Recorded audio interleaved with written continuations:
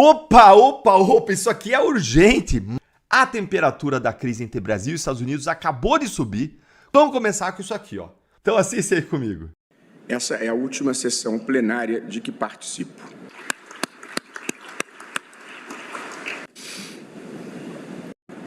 Deixo o tribunal com o coração apertado, mas com a consciência tranquila de quem cumpriu a missão de sua vida. Essa é a última sessão plenária de que participo. Decisão longamente amadurecida que nada tem a ver com qualquer fato da conjuntura atual.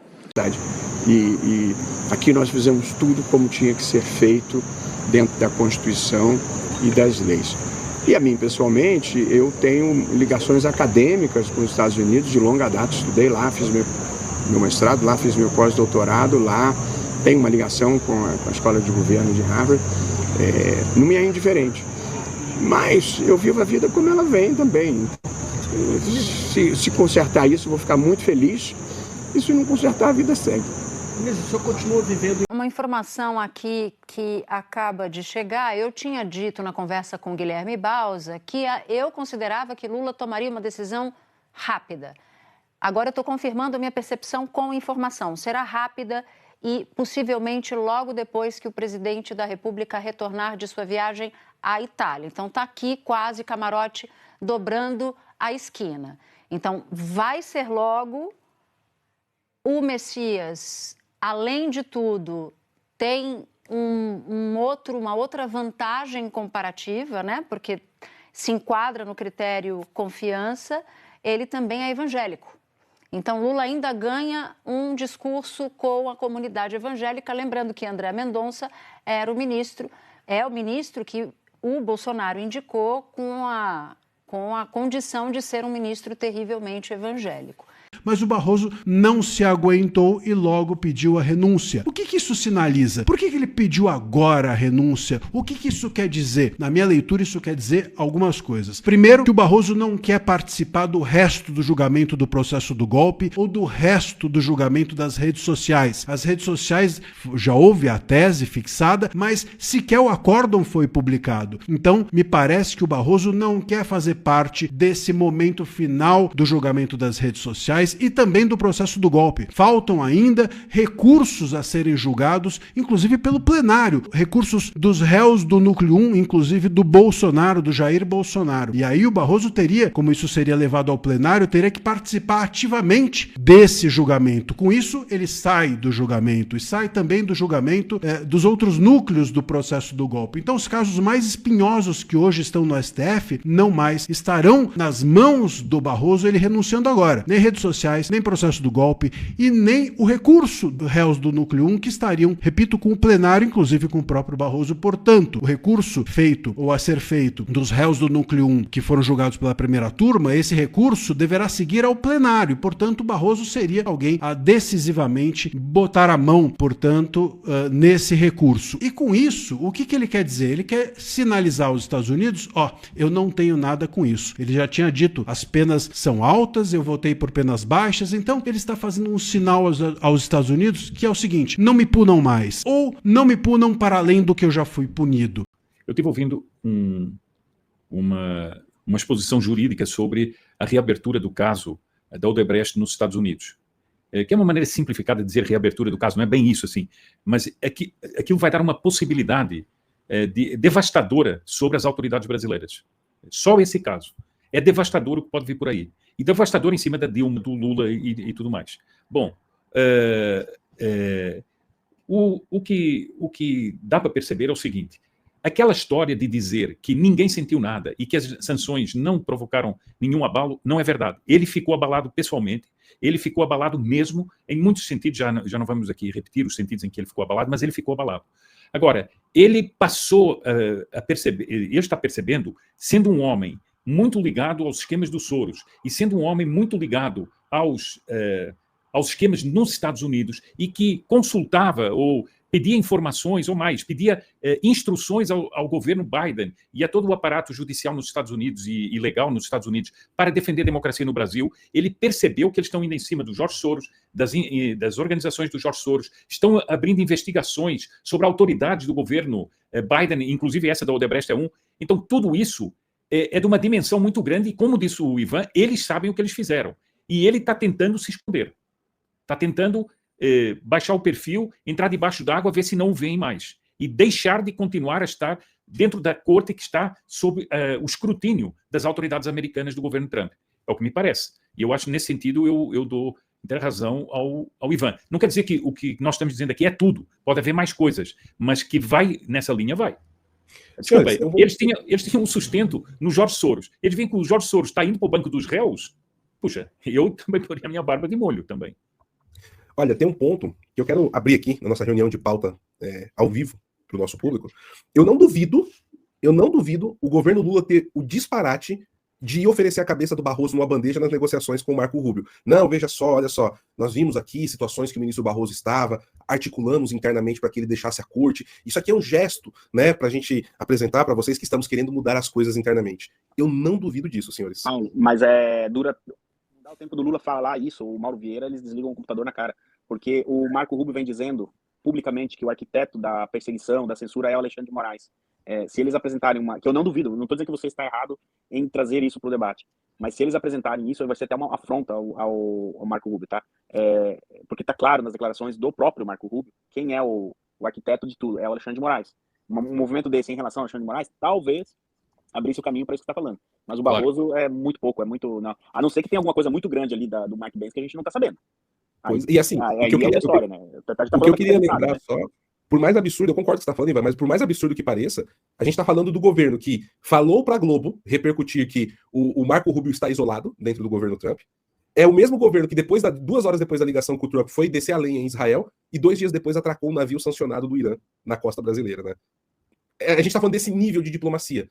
Nesse momento em que o Barroso anuncia a aposentadoria, é interessante a gente lembrar algumas coisas. Primeiro, ele foi o ministro do Supremo que disse com orgulho em um congresso da UNE que nós, STF, derrotamos o bolsonarismo. Depois corrigiu ou tentou corrigir essa frase mais para frente. Depois, ele próprio vai dizer que com a ajuda do governo dos Estados Unidos, quando Biden era presidente, o STF salvou a democracia brasileira. Curiosamente, isso culminou na vitória de Lula para a presidência da República. E agora, quando chega a Lei Magnitsky e a suspensão dos vistos, ele, que vivia muito em Miami, dava muitas palestras nos Estados Unidos, decide se aposentar. Me parece que Barroso, dos 11 ministros, foi o que mais sentiu as sanções vindas dos Estados Unidos, porque era aquele ministro que mais tinha conexões ali. Não é à toa que ele fala a todo instante, justificando a sua aposentadoria, dos ataques à família. Porque a família dele tinha casas lá, passavam as férias nas praias de Miami. E aí vem uma coisa muito interessante, que é o seguinte: Barroso está tentando apagar este passado. Esse passado no qual ele agiu politicamente enquanto era o juiz da maior Suprema Corte do nosso país. Só que covardia não apaga o passado. A fuga não é capaz de reescrever a história. O que Barroso fez está marcado. A sua presidência do STF foi manchada pela maior perseguição política da nossa história. Não somente contra Jair Bolsonaro, mas contra diversas pessoas simples que estão presas até hoje, inclusive. O Barroso, não só a velocidade, como também a motivação política para que as coisas aconteçam. A gente está num momento em que, e é importante a gente entender exatamente esse momento agora, em que as sanções da Lei Magnitsky já estão tendo efeito sobre aqueles sancionados, especificamente o ministro Alexandre de Moraes, sua esposa e sua empresa. Todos esses já estão sofrendo todos os efeitos de isolamento financeiro, porque já não podem mais ter serviços de diversas empresas americanas e também de alguns bancos brasileiros que optam por não prestar mais serviço para eles. E isso vai se ampliando, esse isolamento vai se ampliando para parceiros de negócios, para outros eventuais contratos que eles tinham, só que isso é imperceptível a olho nu. Você olhando para a vida deles parece que está tudo normal, mas no dia a dia isso gera um incômodo que você percebe se refletir nos próprios discursos dos demais ministros do STF. Quando você vê Gilmar Mendes defendendo, brigando por conta de impedir a aplicação da Lei Magnitsky, é porque ali dentro existe esse burburinho de como já afeta a vida e o dia a dia deles a aplicação dessa lei. Então é importante a gente perceber que não está a olho nu a sanção, os efeitos da sanção, você não consegue perceber. Só com o tempo que a gente vai vendo isso se agravando, com isolamento cada vez maior. Tem uma outra questão importante, que é o momento político, como eu falei.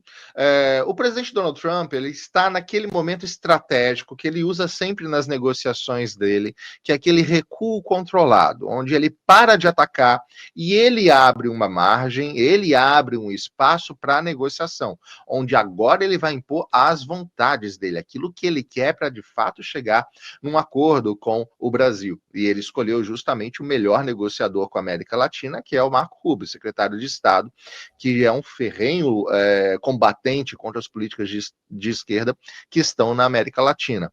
Então, quando a gente vê esse recuo, é natural que novas sanções fiquem suspensas por enquanto. Até que essa negociação avance um pouco mais, a gente não deve esperar novas movimentações por parte da Secretaria do Tesouro americano, porque é justamente agora que os Estados Unidos vai colocar na mesa as exigências para negociar com o Brasil. Então a gente está num período em que, como você mesmo falou, a ansiedade aumenta, parece que nada está acontecendo, mas o plano estratégico de negociação americano com o Brasil continua funcionando e está num ponto crítico agora. Conectando a questão aí da redução da desaprovação do governo Lula, Painho tá fazendo a campanha de marketing pesada. E aí o G1 comenta assim, ó, em ano pré-eleitoral, o governo Lula dobra gasto com propaganda na internet e aposta em influenciadores. Campanhas buscam furar a bolha petista. A estratégia passa por nomes médios como o apresentador João Kleber, que recebe cachê médio de 20 mil por postagem. Aí tem lá a Laura Sabino, que é uma petistona do Twitter, aqui do YouTube, né? Canal de esquerda, não sei que furar bolha é essa, né? Porque a pessoa já é de esquerda já. Fica parecendo que no meio de furar bolha tá tentando ajudar os companheiros com dinheirinho. Aquele comentário, né? E se fosse com Bolsonaro? Bom, o Ivanildo, que nem é fã do Bolsonaro, ele colocou aí a notícia da Folha de São Paulo, de 16 de junho de 2020. Polícia Federal faz busca e apreensão contra aliados de Bolsonaro em inquérito sobre atos antidemocráticos. São cumpridos 21 mandados a pedido da PGR e por ordem de Moraes, deputado Daniel Silveira, blogueiro Alan dos Santos e advogado e marqueteiro ligados à aliança estão entre os alvos. Aí o Evanildo fala assim, ó, vejam só, o governo paga 20 mil reais por post de influenciador. Há 5 anos, as pessoas eram alvos de busca e apreensão não por receberem dinheiro do governo, mas por receberem doações e serem monetizadas no YouTube. Como o mundo mudou, não é? Na verdade, não foi só por conta disso. Essas críticas, obviamente, estavam presentes. E o que me deixa triste, eu deixei o comentário pro Ivanildo, é que ele se indigna pela coisa certa, ele pontua o que tem que ser pontuado. Agora vai perguntar para ele o papel do MBL nisso daí, papel do Ayan, papel do Sérgio Moro. Enquanto a direita brasileira não conhecer sua própria história, não entender por que ela foi alvo de perseguição, quem ajudou nesta perseguição, as coisas não surgiram do zero. Não foi só o Supremo sozinho que foi lá e fez. Teve muita gente que apoiou esse processo. E só porque estamos falando de judiciário, nem vou dar play aqui nesse vídeo, não me peça. Porque o que o Luciano Hang fala acho que já é suficiente para entender. Sempre digo, não importa a cor, raça, religião, ideologia, todos somos iguais perante a lei. Agora, por ser branco, não tenho direito à proteção, isso jamais pode acontecer. E o que o vídeo demonstra? Desembargador diz que Luciano Hang, por ser homem branco, não é vulnerável em casos de discurso de ódio. Tem ou não tem um problema de juristocracia neste país? Até quando os governadores democráticos, os grandes empresários, vão seguir ignorando esse tipo de coisa? O próprio Luciano Hang, né, resolveu pegar o barquinho dele e dar uma sumida. Com todo o dinheiro que tem, o Luciano Hang devia também estar buscando aí fortalecer algumas, sei lá, movimentações de grupos aí, né, que se preocupam com o Estado Democrático de Direito, né? Mas vamos lá. Volta pro governo para falar de dinheiro. Haddad, em um momento de sincericídio, revelou pro Brasil que Bolsonaro não comprou imposto. o maldito Bolsonaro não queria taxar o povo, não. Ah, Bolsonaro. Sabe? Aí Bolsonaro acostumou mal a população ficou acostumada a não pagar imposto, pagar pouco. Aí quando vê um Lula querendo taxar todo mundo, aí o povo acha que é ruim, né? Mas tá ali, ó. Vou dar play pra você achar que não é mentira. Houve um entendimento de que a Receita Federal teria muita dificuldade em cobrar no passado, que o governo anterior, como vocês sabem, não cobrou os impostos devidos. Toda atividade econômica tem que ser tributada, né? Independentemente da regularização. Ela tem que ser tributada. E há um esforço da Receita Federal de que o governo anterior não zelou, né, pelas cautelas devidas para fazer valer a legislação brasileira. Então há cautelas devidas. O governo anterior não zelou pelas cautelas devidas. O governo anterior não zelou. O Bolsonaro não foi lá igual um leão querendo morder o imposto dos outros. Ah, Bolsonaro. Aprende com taxar de Bolsonaro. Fazer valer a legislação brasileira. Então há um programa que está sendo montado dentro do relatório para que eles repatriem esses recursos e paguem 30% de impostos. 15% a título de imposto e 15% a título de multa. São 30% sobre o valor repatriado. Então nós... Tá vendo aí, né? E já que Bolsonaro não cobrou, vai meter imposto, ainda vai meter multa em cima. Eita, governo miserável. Aí ontem, eu falei na introdução, né? Teve a votação aí da MP, Lula perdeu. Mas antes de chegar na derrota, o governo vai travar até 10 bilhões em emendas se o Congresso não aprova a MP que substitui a alta original do IOF. Diz líder. Medida provisória que eleva tributos, né? Devia botar imposto, porque acho que tributo tem gente que não entende. É prioridade do governo que tenta equilibrar contas públicas. Texto precisa ser aprovado até às 11h59 desta quarta pela Câmara e pelo Senado para não perder a validade. Antes de falar da derrota, né? Não sou daqueles que ficam tentando comprar deputado. Vai, Lula. Quando tu vai chantagear e fala que vai cortar emenda se não votar do jeito que tu quer, tu não tá me comprando? Ou a Globo tá mentindo? E aí? Mas que diz que é o líder, né? Teu líder. E aí, Lula? Tu compra ou não compra? Quem que tá certo, Lula? O teu líder te sabotou, foi? E aí foi pra votação. Não vou nem entrar em detalhe o que estava sendo votado ou não. Câmara derruba medida provisória alternativa ao IOF que previa aumento de arrecadação em 2026. Pois é, derrota do governo Lula. Essa medida provisória sequer tinha necessidade, já que o judiciário já tinha dado a vitória do IOF que o Lula queria, através do grande ministro, o ilustre ministro Moraes. Mas aí Lulinha, que tá precisando de um dinheiro pra pocar no ano que vem, para garantir a eleição, sabe que tem muita gente que ele pode contar. Não é só o Moraes, não. E já tá lá. Companheiro Zanin já entrou em campo ontem mesmo, pautando ação que pode compensar a MP das taxações. Se o Congresso flerta com o fascismo, o Zanin não. O Zanin está do lado do povo brasileiro. Cadê? Aqui, ó. O ministro Cristiano Zanin, do Supremo, desengavetou o caso nesta quarta-feira. A estimativa com as renúncias fiscais é de quase 20 bilhões de reais, valor próximo ao que a MP derrotada garantiria.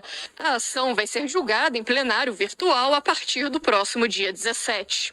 Ao longo do dia, esse desengavetamento do Cristiano Zanin de uma ação que pode gerar e dar ao governo justamente os 20 bilhões que ao mesmo tempo o governo estava perdendo no Congresso, que é o Zanin pautar em plenário virtual a partir do dia 17 de outubro a ação de inconstitucionalidade do governo Lula contra a decisão do Congresso também de prorrogar a desoneração da folha, 20,23 bilhões, e a SMP na íntegra era de 20 bilhões. O governo estava perdendo na articulação política dentro do Congresso, ao mesmo tempo, Cristiano Zanin tira isso da gaveta, desenterra isso, para oferecer talvez uma solução. Pois é, né? A gente tem que ter uma solução. Se o Congresso é fascista, se o Congresso aí flerta com golpismo, o judiciário tem que salvar o país. Como sempre. E o Zanin não está sozinho, não. O grande ministro Gilmar Mendes ontem, na cerimônia da Academia Brasiliense de Letras, em meio à derrubada da MP, o Pedro Gilmar defende equilíbrio fiscal do governo. Que é exatamente por isso, né, que tem MP, para tomar mais dinheiro desse povo brasileiro golpista por natureza, é pra gente poder financiar a máquina pública, rapaz. Tá achando que vai pagar como o super salário? Tem horas que só falando assim, velho, porque cansa, viu? É repetitivo, é o tempo todo a mesma coisa. O governo perde, recorre ao Supremo. Perde, recorre ao Supremo. E os patetas ao redor do Brasil sequer conseguem abrir a boca para reclamar. Cadê a Faria Lima para reclamar? Cadê os liberais para reclamar? Reclama aí, pô. Reclama aí do judiciário, vai. Fala aí que é uma interferência indevida. Fala. Não vão falar. Governadores democráticos, vocês que estavam contra a SMP, abre a boca, fala. Fala, vai. Critica aí o Lula. Mostra aí que o adversário é o Lula. Fala aí do Supremo. Já que estamos falando do Supremo, antes de falar de Estados Unidos, estava lá no Estadão, né, lendo, como sempre, as bobajadas que eles escrevem todos os dias. Só que esse texto aqui me pegou, chamou minha atenção. Você vê que o mundo, hoje em dia, né, esse mundo globalizado da internet, onde as pessoas vão aprendendo golpismo, né, com todos os países, o Trump vai exportando o golpismo, aí Bolsonaro aprende, ensina para a Europa, o Orbán, todo mundo é golpista hoje. Todo mundo que tá contra o Soros é golpista. Aí o Estadão tá falando aí de um evento na Alemanha, que inclusive é referência pro judiciário brasileiro. O Gilmar Mendes adora a Alemanha. A politização da toga chega à Alemanha. Aí o que é que eles estão comentando, né? Um caso aí. No dia 7 de agosto, a professora de Direito Constitucional, Frauke Gersdorf, renunciou à sua indicação pelo Partido Social Democrata para ocupar um posto no Tribunal Constitucional Federal Alemão. É o Supremo deles. Estava claro, a essa altura, que seu nome não agregaria apoio suficiente dentro da própria coalizão governamental, formada com os democratas cristãos de centro-direita, né? O SPD tentou emplacar o nome, mas o CDU-CSU falou, rapaz, nessa aí não dá pra votar não, velho. Arruma um nome melhor aí, velho. Essa aí não tem como. Nem a centro-direita, nem a turma do Ciro Nogueira, dos governadores democráticos, conseguiu defender. Tratava-se de uma reviravolta da CDU-CSU, que antes havia aceitado o nome da professora e agora não deixava sua indicação sequer chegar ao plenário do parlamento. Para a vida política alemã, tal episódio representou uma politização inédita no processo de escolha para o Tribunal Constitucional Federal. Não só isso, delineia o mais novo exemplo em que a indicação para assentos nas cortes constitucionais se transforma numa batalha política aberta, capaz de infirmar a confiança popular na imparcialidade e na aptidão técnica dos referidos tribunais. Será que alguém no planeta ainda acha que esses tribunais são técnicos? A inusitada resistência, né, contra essas Gersdorf teve como pano de fundo 3 de suas manifestações públicas anteriores, né? Vamos ver por que a centro-direita Ciro Nogueira não conseguiu apoiar o nome dela. Durante o Fica em Casa, ela se mostrou aberta de que o legislativo não teria escolha, mas sim deveria estabelecer a imunização compulsória dos cidadãos. Tem que enfiar o negócio lá em todo mundo. Tem que furar o bracinho de todo mundo aí. Não tem esse negócio de liberdade, não. Aí, né?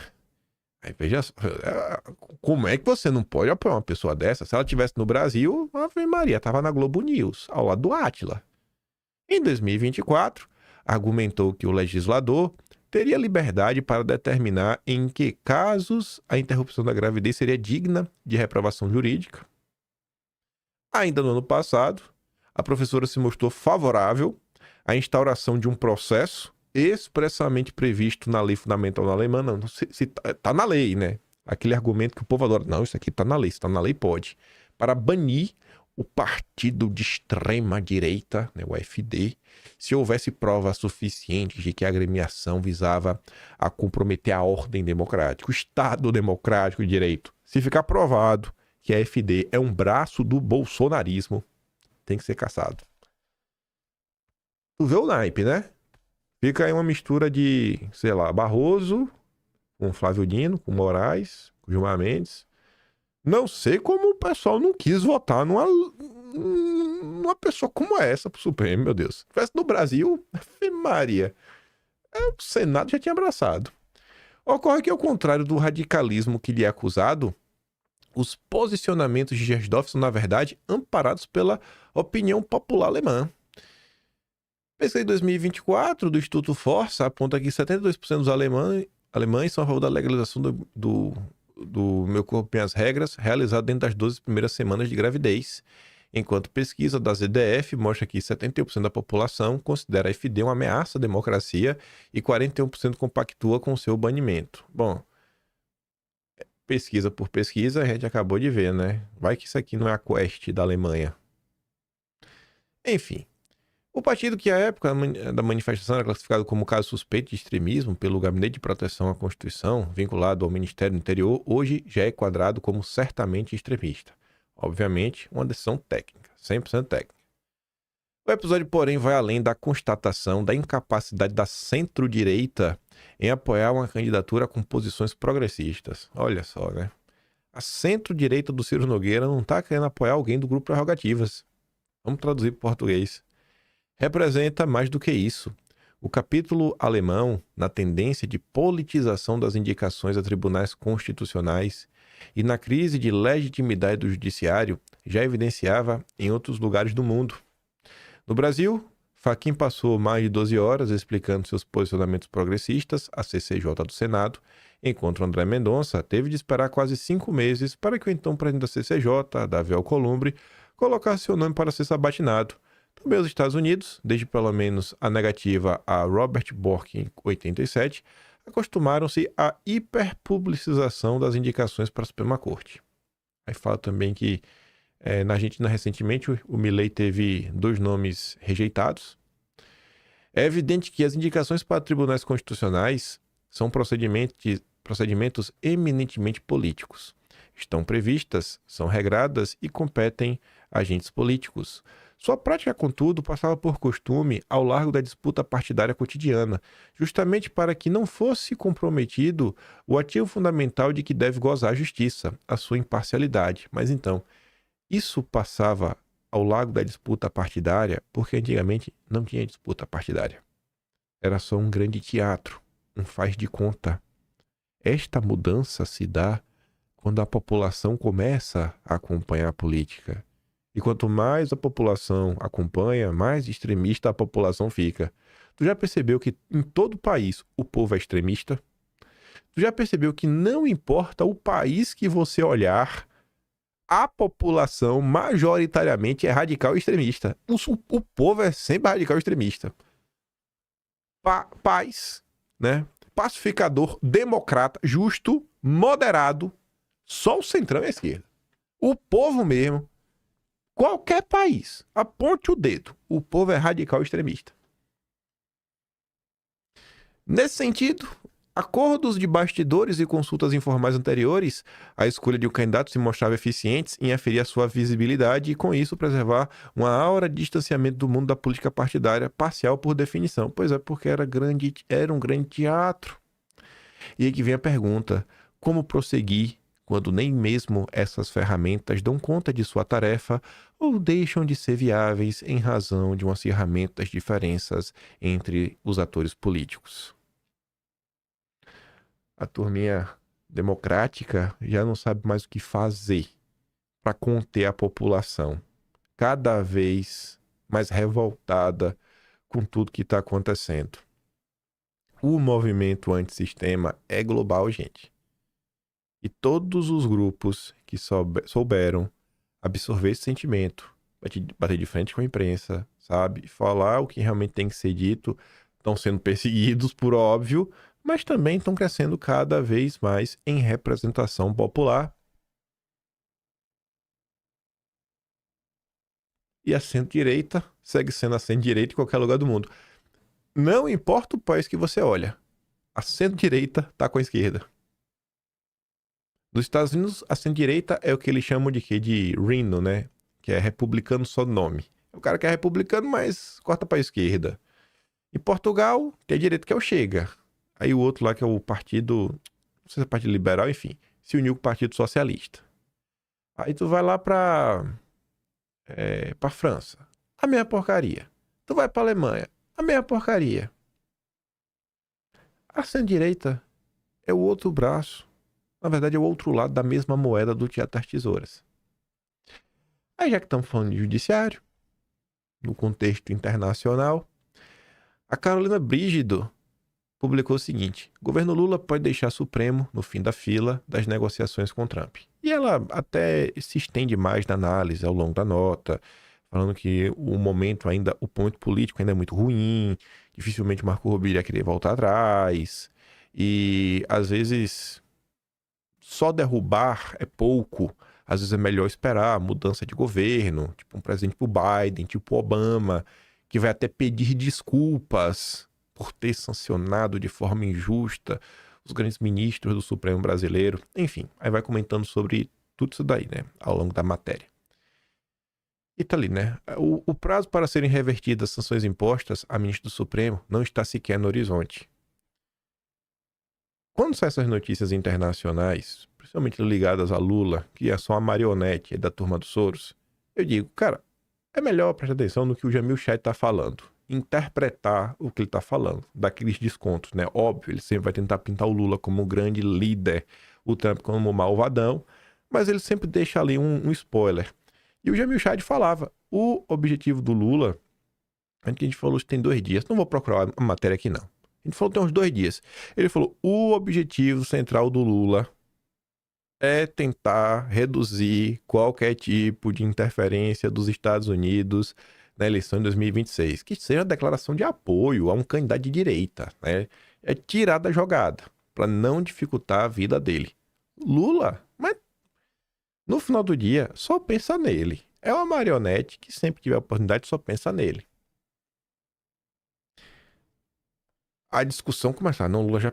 E tava isso, né? No encontro lá do Lula, ele pediu para não só derrubar as tarifas, mas também as sanções contra autoridades brasileiras. Tu vê que até isso é um faz de conta. É só pra imprensa vender a notícia que Lula fez isso, fez aquilo outro, e agora já passaram por cima de Eduardo Bolsonaro. Eduardo Bolsonaro não tem poder nenhum. É pura manipulação de discurso, dia sim, dia também, bicho. Dia sim, dia também. Aí eu pergunto pra vocês, será mesmo que o governo americano vai olhar para a situação, né, e esquecer qualquer componente política, sendo que no Brasil parece que, eu não vou falar todo santo dia, né, mas com uma certa frequência o governo Lula dá motivos para a confusão se perpetuar, né, se perpetrar. As metrópoles ali, ó, navio do Irã sancionado pelos Estados Unidos atraca no Brasil. Foi agora, no final de semana. Sábado. No sábado, aqui no Brasil. Desde 2018, o navio está na lista de sanções da OFAC. Não está se ajudando, né? Não está se ajudando. Mas mesmo sem se ajudar, o Lula tem que ajude ele. Valdemar diz não ter dúvidas de que Lula vai reverter tarifaço com Trump. A Renata fala assim, né? O Biden de Mogi tá fora de controle ou só quer fazer um aceno pro Lula? No fim, quem vive da máquina não briga com quem tá no comando dela. Você tá com suspeita. Mas será que o Valdemar realmente falou isso? A gente sabe que o jornalista adora desvirtuar, né? A gente vai olhar essa matéria na íntegra. Vamos agora cortar para as eleições. A senhora Bela Megali falou com o Valdemar. Diretamente com ele. Aspas. O que eu falo para vocês? Quando o Valdemar quer, ele fala com a imprensa. Ele tem acesso a todos os jornalistas. Por quê? Porque o cara que limpa a fralda dele, o Duda Lima, é o barqueteiro das estrelas. O presidente do PL, Valdemar da Costa Neto, diz que não tem dúvidas de que o governo Lula vai se entender com Donald Trump na negociação do tarifaço imposto ao Brasil. A Valdemar afirmou que torce para que a situação melhore e diz que não acredita que Trump abandone Bolsonaro. A coluna perguntou, para o Valdemar se ele vê chance de Lula reverter as tarifas de 50% impostas pelos Estados Unidos aos produtos brasileiros, e o Valdemar respondeu: tem chance? Essa discussão vai ser feita pelo secretário de Estado Marco Rubio com nossos ministros daqui e eles vão se entender, não tenho dúvida disso. Valdemar agora é analista de geopolítica. Valdemar agora sabe tudo que está rolando no Departamento de Estado. A coluna também questionou se Valdemar torce para que o governo resolva o problema. Lógico que sim. Queremos ver a nossa situação melhorar, não piorar. Mas não acho que, por isso, o Trump vai abandonar o Bolsonaro. Resposta estranha, né? O presidente do PL descarta que Trump use a anistia como moeda de negociação no tarifaço e avalia que o americano deve recorrer a outras sanções que não sejam econômicas para ajudar Bolsonaro. Não acredito que ele coloque a tarifa nisso. Vão haver ações, independentemente do governo brasileiro. O problema do Trump é com o Poder Judiciário do Brasil, e ele mostrou isso nas suas declarações quando disse que estão fazendo com o Bolsonaro o que queriam fazer com ele nos Estados Unidos. Trump não vai deixar Bolsonaro na mão. Quando a cidade do Valdemar dá uma entrevista falando mal da anistia, colocando a situação do jeito não acho que o Trump vai abandonar Bolsonaro, não vai, né, não. E eu torço pro Lula, eu sei que vai dar certo, sei que o Marco Rubio aí vai se dobrar, vai chegar num grande acordo.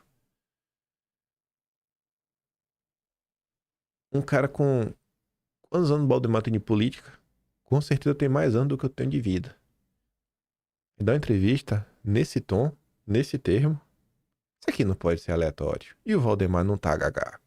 Não tá gaga mesmo, mas de jeito, maneira nenhum. Gente do céu. Assim, na luz do dia, pô. Na luz do dia, Valdemar. Tu tá de brincadeira, cara. Não é possível uma coisa dessa, não. Isso porque é o presidente do PL. Tu já pensou se fosse o Lula? Pessoal, essa situação aí que envolve, sabe, essa ligação do Lula, Marco Rubio e tudo mais, pipipipopopô, por obrigação política básica, porque isso faz parte do dia a dia, disputa narrativa, até se o cenário fosse de terra arrasada e de derrota, que não é, toda a turma aí de direita tinha a obrigação de bater de frente e disputar like a like, passo por pedaço, notícia por notícia, parágrafo por parágrafo, a narrativa, né, contra o regime. Mas não. A direita não tem espaço na imprensa. Quem tem as chaves da imprensa, que é o Valdemar Duda Lima, eles negam para quem tem alguma coisa para falar, para eles saírem em defesa do governo Lula.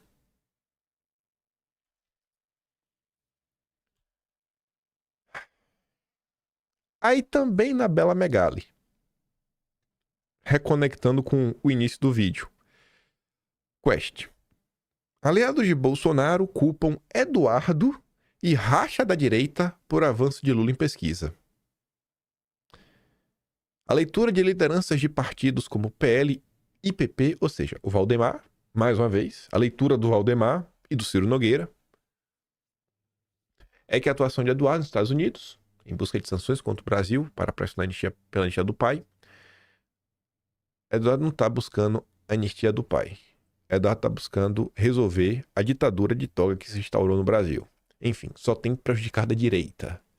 A avaliação é que a população vê o deputado federal trabalhando contra o próprio país, o que acaba beneficiando Lula. Eduardo é acusado por congressistas de atuar em um projeto pessoal que destrói a centro-direita e embaralha o cenário político. É o Eduardo que faz isso, né? Mas essa parte aqui não tem como discordar 100%, né? Quando ele diz que Eduardo destrói a centro-direita, ele realmente está fazendo isso. Ele realmente está embaralhando o cenário político.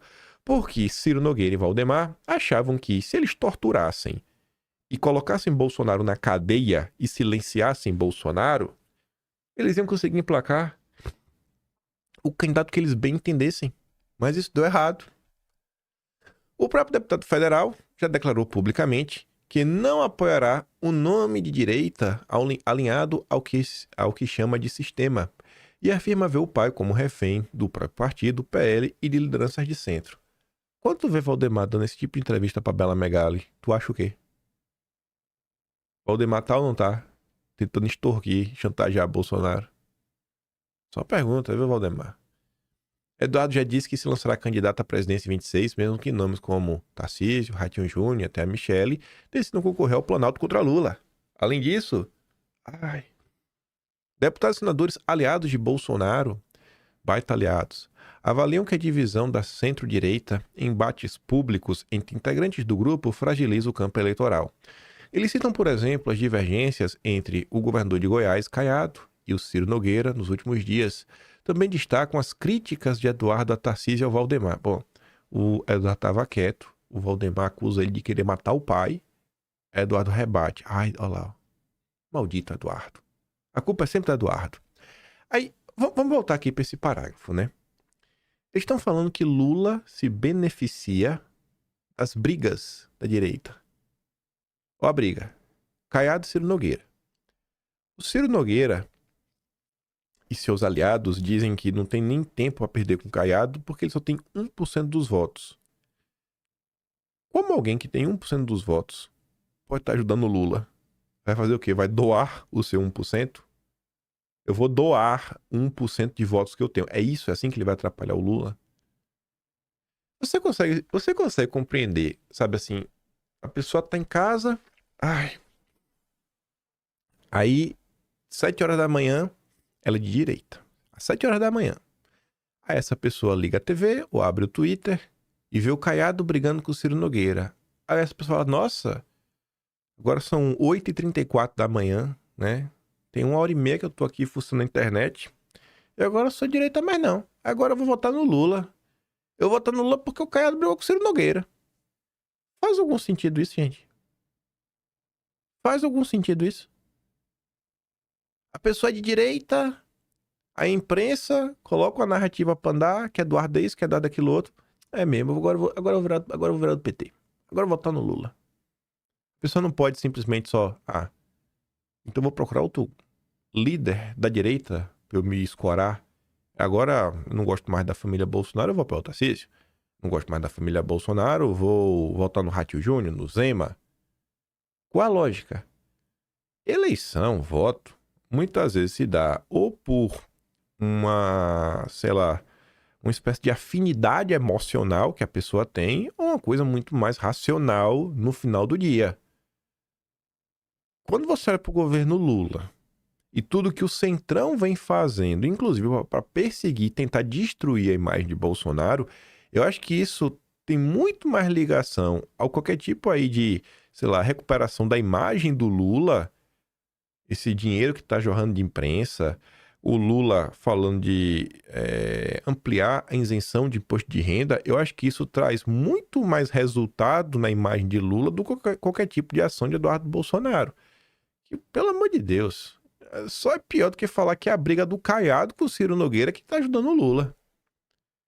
Então, assim, até na hora de falar da direita, a galera tem que distorcer, tem que criar narrativa que é para reforçar a tese que temos porque temos que apoiar um candidato de centro-direita escolhido pelo Ciro Nogueira e com o Ciro Nogueira de vice. Não sei se o Marfinha escreveu isso daqui por conta dessa matéria, porque essa matéria aqui saiu 9h47 da manhã. O Marfinha, 12h10 de ontem, falou o seguinte, ó. Tem um pessoal aí com raiva do Eduardo. Ou bananinha, chapeiro, pendrive, relevante, né? São 1001 adjetivos. Nosso fritador de hambúrguer que a gente tanto ama. Enfim, tô com raiva do Eduardo porque ele fez igual a turma do Scooby-Doo e estragou os planos. O pessoal achava que o bolsonarismo iria votar bonitinho em que eles queriam. Tava tudo certo. Sequestraram o presidente, chantagearam ele, e aí agora o gado vai votar direitinho. Mas aí veio o Bananinha. O Bananinha se revoltou e estragou o plano da galera. Que pena, né? Tô tão triste. A questão é muito simples. Façam vocês os seus candidatos. Conquistem vocês os seus votos. Você quer que eu vote no teu candidato que não defende nem a porcaria da anistia, que pra mim é a prioridade número 1? Ah, mas o Lula vai ganhar. E daí? Vai mudar o que nessa porcaria, né? Que é agora. Se teu candidato cheiroso vencer o Lula, ele vai mudar o quê? Se o cara nem falar, nem mentir consegue, imagina colocar em prática alguma coisa, fazer. Então, o problema é tua, como dizia papai. Eu voto em quem for melhor para o bolsonarismo. Eu voto no que for melhor para o nosso projeto político e de poder. E fim de papo. Se não gostou, azar, ué. E assim, mandar o cara pastar, beleza. Eu acho que no frigir dos ovos, no final do dia, no segundo turno de uma eleição, qualquer um menos o Lula, né? Isso é óbvio. Qualquer um menos o Lula. Porque, em tese, eu acho que vai ser melhor, né, pro bolsonarismo no frigir dos ovos. É aquele voto, assim, de protesto. O Lula não dá de jeito nenhum. E vida que segue. Mas o restante que do Machinho fala, né? Você vê, é a forma como a turma quer tratar a direita. E, melhor do que o Mafinha, eu acho que é a Anitta, ela escreveu algo que, em 2 parágrafos, fala tanta coisa. Não é que a direita ficou sem liderança, porque, aqui, né? Falta de definição de Bolsonaro, sucessor, trava aliança, né? Como se não tivesse a liderança, o Bolsonaro tá atrapalhando. Não é que ele ficou sem liderança, é que acabou o freio. Enquanto Bolsonaro falava, ninguém ousava contrariar. Ficava todo mundo quietinho, todo mundo pianinho. Bastava um post, um comentário de Bolsonaro, uma vírgula fora do tom, e o sujeito era triturado pela militância. O silêncio de Bolsonaro deu liberdade a quem só era disciplinado por medo. Agora, com Bolsonaro calado, ilegalmente e à força, cada um revela o que sempre foi. Projetinho próprio, vaidade exposta, alianças por conveniência. Não era respeito, era pavor da única voz que realmente movia voto, arrastava multidão e fazia o sistema tremer. Sem Bolsonaro, não é que falta comando, falta vergonha na cara. Aí corta pra 2026. Agora de manhã, madrugada. Isso mesmo, dia 9. A indefinição de Bolsonaro sobre o nome que apoiará para representá-lo em 2026 tem atrapalhado a formação de alianças políticas estaduais e enfraquecido os partidos de direita. Partidos, no plural. Quais são esses? Me conta que eu quero saber. Olha só, pra mim, eu aceito que me falem que o Novo é o partido de direita, por mais que eu não goste da turma do Novo. Eu aceito que você fale que o PL tem gente de direita, mesmo sabendo que é um partido de centrão. O restante, não. Não me vem falar que PP é de direita, que União Brasil. Esses partidos não são de direita. Não é porcaria nenhuma. Partido de centrão. Eu tenho que usar o termo correto. Aí, vamos lá, né? Essa é a avaliação de lideranças de siglas que apoiam esse presidente, inclusive do PL, a legenda de Bolsonaro, né? A do Valdemar. Aí eu pergunto a vocês, gente, se o objetivo desses políticos realmente forem resolver o Brasil, depende de Bolsonaro apoiar fulano, cicrano, beltrano, a nível federal, né? O presidente da República para a direita se unir para derrotar a esquerda? Por que atrapalha? Por que atrapalha? Por que atrapalha? Eu não consigo entender. Se você tem ali uma pessoa que você vê que claramente não está alinhada ao que você defende. Claramente não está alinhada ao que você defende. Aí você vai se unir com ela por quê? Porque Bolsonaro ainda não escolheu quem vai ser o futuro presidente? Que papo de maluco! Os manda-chuvas políticos têm se queixado da dificuldade de montar palanques para a disputa dos governos estaduais por não haver definição sobre quem representará a direita na corrida contra Lula. O que é que tem a ver uma coisa ou outra? Coloque pessoas de direita. Se você é um partido de direita. A leitura é que essa indefinição tem ajudado os partidos de centro-esquerda a articularem uma política mais azeitada nos estados para as eleições do ano que vem. Ah, entendi. É porque Como não tem essa definição para saber qual é o acordão e o que o Centrão vai ganhar, vai embolsar dinheiro bufunfo para poder político, fica mais fácil de se vender. É isso que está acontecendo. Porque se já tiver o candidato escolhido a nível federal, opa, o toma lá da cá já pode começar. É uma safadeza sem tamanho. Essa indefinição do Projeto Nacional desarruma os cenários nos estados e isso fortalece Lula porque a direita está perdendo palanques. Por que a direita está perdendo palanque? Porque a centro-direita está se unindo à centro-esquerda, Mas a centro-direita não é a direita, no final do dia, no frio dos ovos? A solução defendida por esses correligionários é que Bolsonaro defina até novembro. Rapaz, é capaz... Se Bolsonaro falar num dia, alguém mata ele no outro, que é para não correr o risco de Bolsonaro mudar de ideia.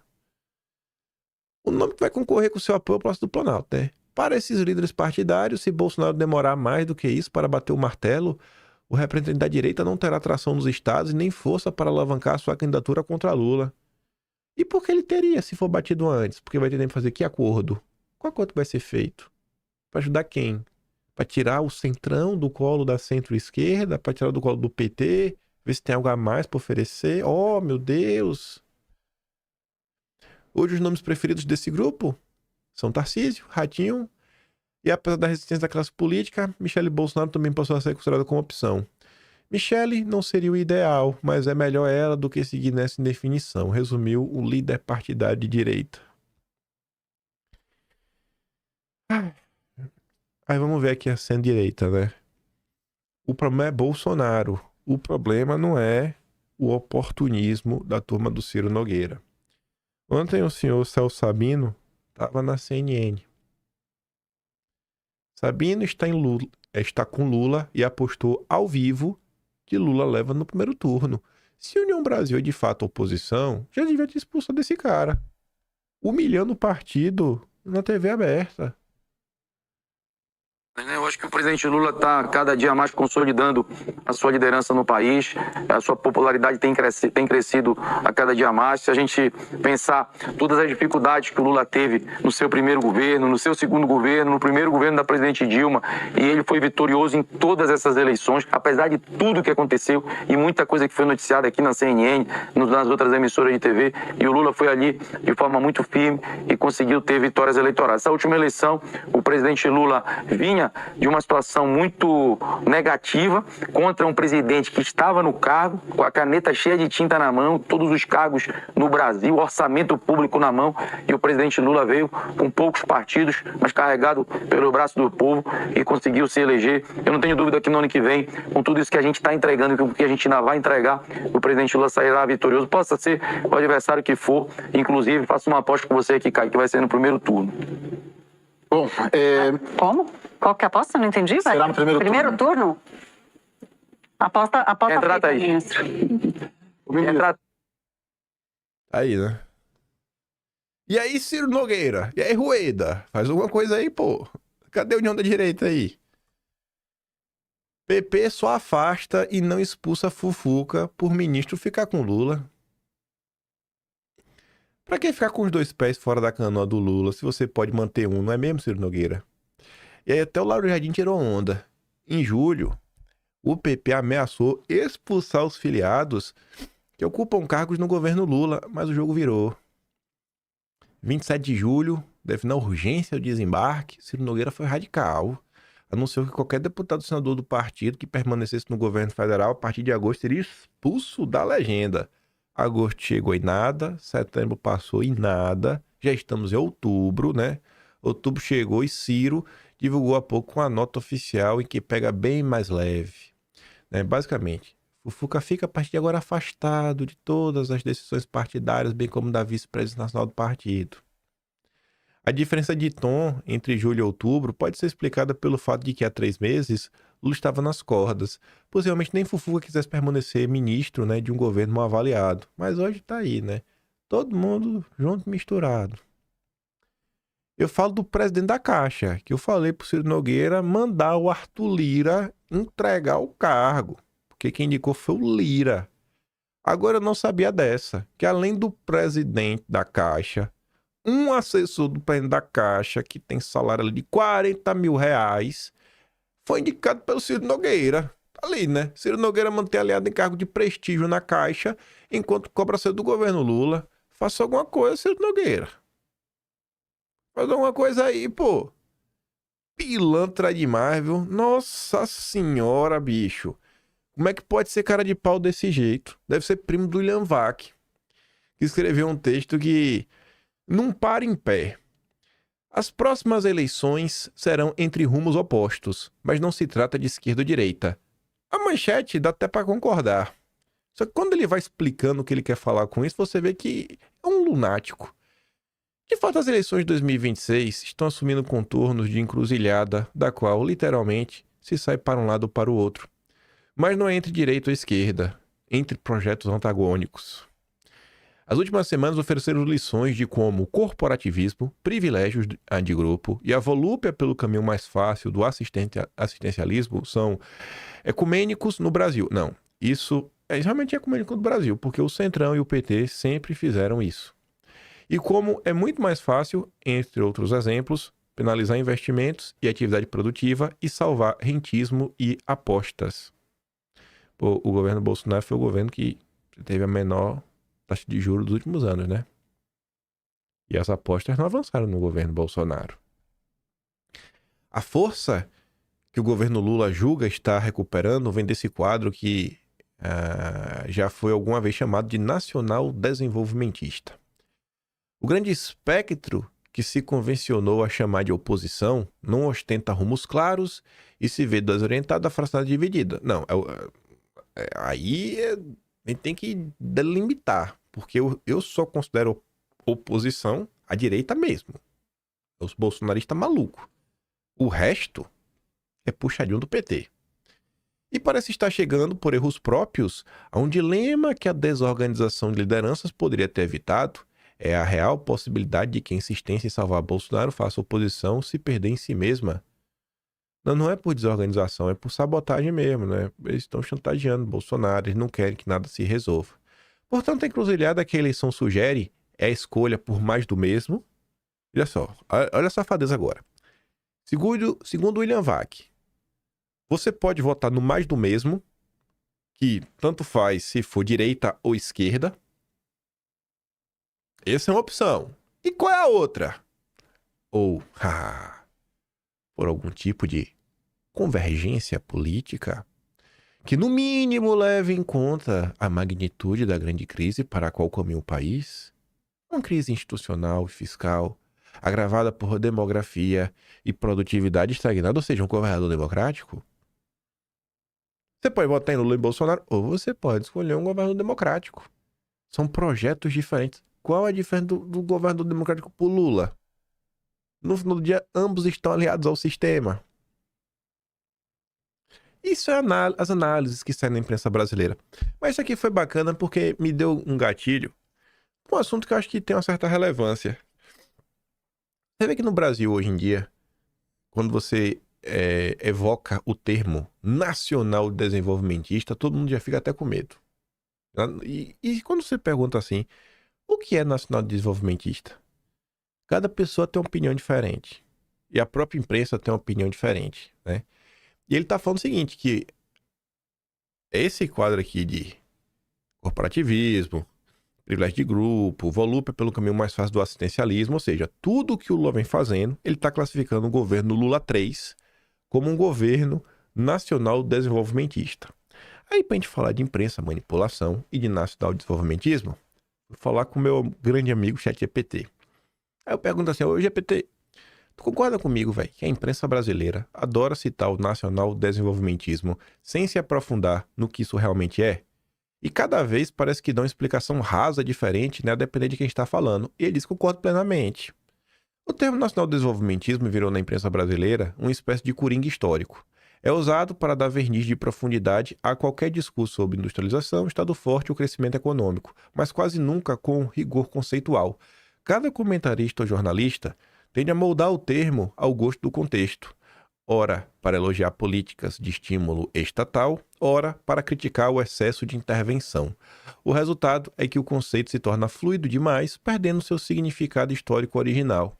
Na realidade, o nacional-desenvolvimentismo foi uma doutrina econômica e política bem específica, ligada sobretudo ao período de Vargas e de JK, que articulava a industrialização via substituição de importações, planejamento estatal, aliança entre Estado e o capital nacional e uma visão de soberania econômica, ou seja, não era simplesmente crescer com o Estado, mas sim criar uma base produtiva autônoma e nacional.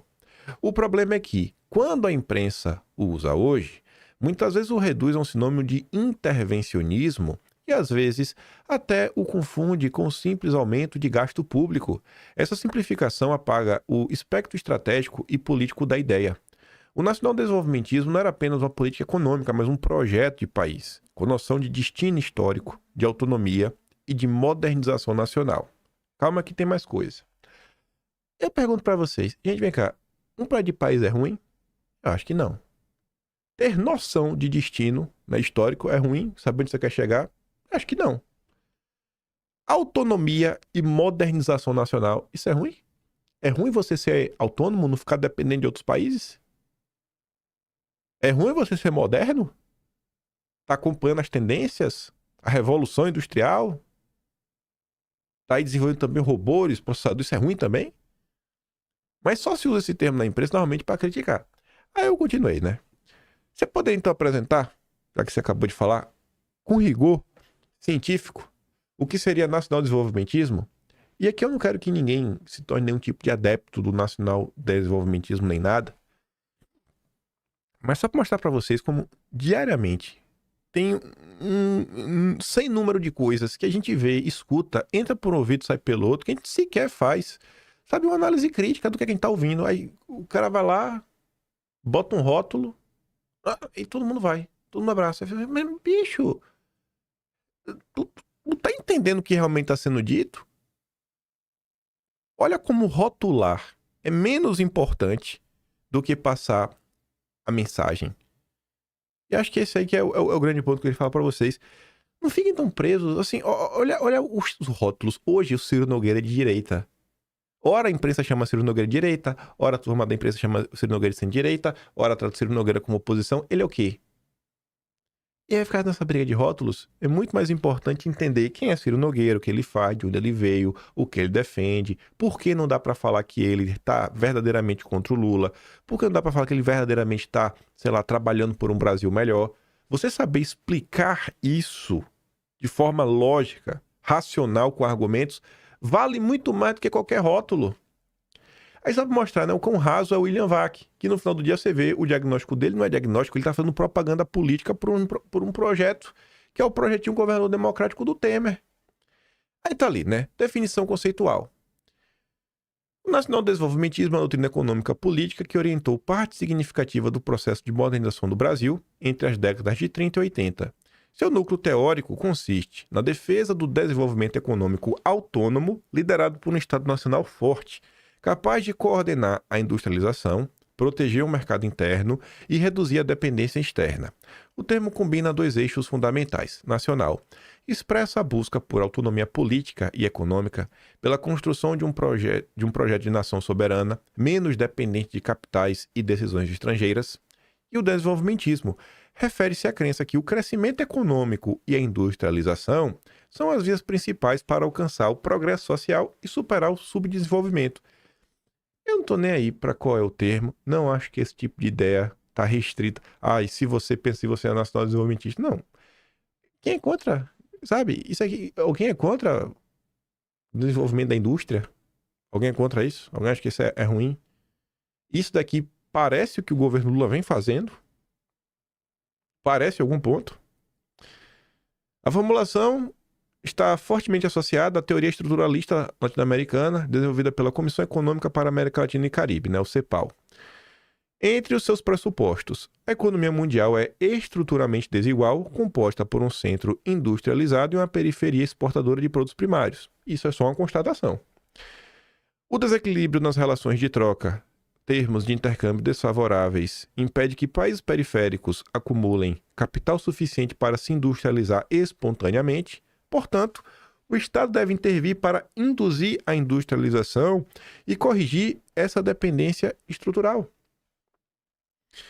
Características centrais do modelo, né?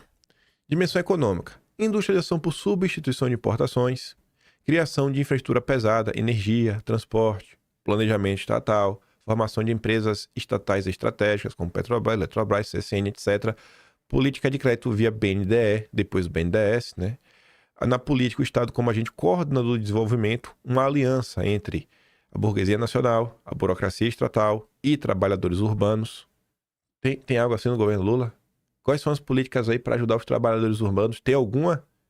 Existe uma aliança entre a burguesia nacional e a burocracia estatal? Ou tem uma aliança entre os amigos do rei, escolhidos a dedo, e a burocracia estatal? Porque burguesia, você está lidando só com o setor econômico. Se você tem dinheiro, você pode fazer parte do jogo. E aí a gente vai lhe tratar, a gente vai trabalhando para a gente se desenvolver. A gente falou nisso do vídeo do Luciano Hang. Luciano Hang, será que tem acesso à burocracia estatal durante o governo Lula? Dá para classificar o governo Lula dessa forma? Social. ênfase na modernização e no trabalho urbano formal. O que é que o governo Lula está fazendo em relação a isso? Políticas de integração nacional. Educação, urbanização, industrialização. Urbanização. Lembra da polêmica aí dos últimos dias? Que foram até para cima do Nicolas? Que o governo entregou umas casas e a população avançou para cima do passeio e ficou sem passeio. E ninguém pintou as casas, ficou só no reboco, ficou um negócio assim feio, né? Ficou feio. Tem urbanização. Tem algum... Você não pode nem falar que a esquerda quer te atropelar. Avanço da classe média e do consumo de massa. Tem avanço da classe média na era Lula ou tem um enfraquecimento? Você está achatando o meio para aumentar a base de pobre e fortalecer quem está no topo. Internacional, postura autonomista, mas não necessariamente isolacionista. Busca de substituir a dependência externa por capacidade produtiva interna. O Lula está fazendo isso também? Eu não estou vendo. E depois, para encerrar, eu pergunto especificamente sobre o Lula. Por que tantas pessoas distorcem o termo e chamam de nacional-desenvolvimentismo as políticas populistas e favoráveis a banqueiros que são os pilares do governo Lula que se iniciou em 2023? Isso não é desonestidade intelectual? Ele diz, cara, é uma ótima pergunta e sim, há uma forte componente de desonestidade intelectual ou, no mínimo, imprecisão conceitual deliberada. Primeiro, a confusão não é inocente. Ela serve a narrativa política. O nacional-desenvolvimentismo no clássico, como vimos, defendia a autonomia produtiva, industrialização nacional, planejamento estratégico do Estado e redução da dependência externa. Mas o que temos visto, sobretudo desde 2023, é o uso do mesmo rótulo para políticas que mantêm o setor financeiro e os rentistas como beneficiários centrais. Isso daqui é o governo Lula. É ou não é? Rentista e banqueiro sendo beneficiado. Não apresentam um projeto de reindustrialização consistente? O Lula apresentou? Dependem de endividamento público e consumo de curto prazo em vez de investimento público. A dívida, relação dívida PIB, cresceu 12% já. Reforçam a dependência tecnológica e comercial de potências estrangeiras. Chamar isso de nacional-desenvolvimentismo é, portanto, a forma de rebatizar políticas de gasto e de crédito como rótulo nacionalista. Enfim, por que isso acontece? 3 motivos principais. Primeiro, na política brasileira, nacional-desenvolvimentismo tem um peso simbólico positivo. Então, um dos motivos que acontece, e que às vezes é utilizado mais de forma elogiosa, é pela esquerda. Porque invocar o termo cria a ilusão de continuidade histórica, como se o governo atual fosse herdeiro de uma tradição de Estado forte, industrializador, mesmo quando a realidade é oposta. Quem gosta de falar isso é o Elias Jabbour, que diz que Lula se encontrou com Vargas na prisão. Ignorância teórica e jornalística. Grande parte da imprensa não domina o conceito original. Usa-se o termo como sinônimo de política econômica com Estado ativo, o que é um erro grosseiro. O nacional-desenvolvimentismo não é qualquer intervenção do Estado. É um projeto de transformação estrutural, não arranjo fiscal ou assistencialista. E, por último, conveniente ambiguidade acadêmica. Alguns economistas intelectuais alinhados ao governo tentam reinterpretar o conceito para justificar políticas contraditórias. Eles falam em novo nacional-desenvolvimentismo sem compromisso com seus fundamentos clássicos, criando um discurso híbrido e maleável que pode ser adaptado conforme a conveniência política. Mas tudo isso mesmo é dispensável para só focar nisso daqui. Tanto faz o rótulo. Tanto faz como o que você quer falar. O que você tem que entender, assim, é o caminho que a gente está vivendo hoje e outros caminhos que poderiam estar sendo tomados que, com certeza, serão melhores do que o governo Lula. Ele coloca assim, ó, o contraste. Poder produtivo versus administração da dependência. O que deveria ser nesse nacional desenvolvimentismo e o que é o desenvolvimentismo retórico, da boca para fora. O que é o governo Lula? Então, assim, a base do crescimento de um país, olhando de forma séria, industrialização interna, substituição de importações, investimento produtivo, né? Ter dinheiro para quem está produzindo. A gente vê agora SMP, essa SMP prejudicava quem produz e aliviava para a BET. Como é o governo Lula? Consumo interno, crédito e transferência de renda, né? Do pobre para o rico. Também através da dívida. Papel do Estado. Planejador. Investidor em setores estratégicos. Planejar. Tem algum plano do governo Lula? Não. O governo Lula é o quê?